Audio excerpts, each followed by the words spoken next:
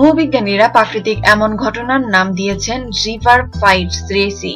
পুরো একটি নদী চুরি হয়ে গেল মাত্র ৪ দিনে। কানাডার স্লিমস নামের এই নদীতে প্রায় ৩০০ বছর আগে থেকে পানি বইতে শুরু করেছিল। যোগান দিয়েছিল স্কালক্রাবাস হিমবাহ। দেশটির অন্যতম বড় হিমবাহগুলোর মধ্যে একটি অন্যতম ছিল। জানা যায় গত বছর অস্বাভাবিক গরমে মাত্র ৪ দিনে শুকিয়ে গেছে নদীটি। পরে আছে শুকনো পাতা।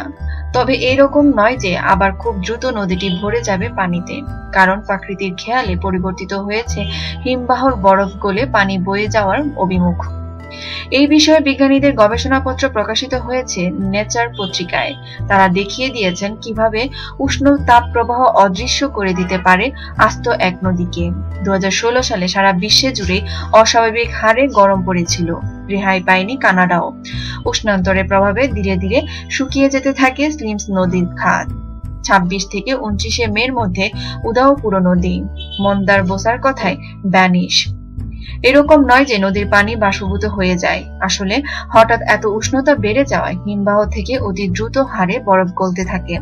এতটাই পানি স্রোত বৃদ্ধি পায় যে পানি প্রভাবিত হওয়ার অভিমুখ পাল্টে যায়।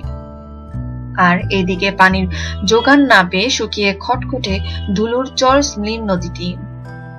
নিত্য নতুন খবর পেতে আমাদের সাথেই থাকুন এবং সাবস্ক্রাইব করুন।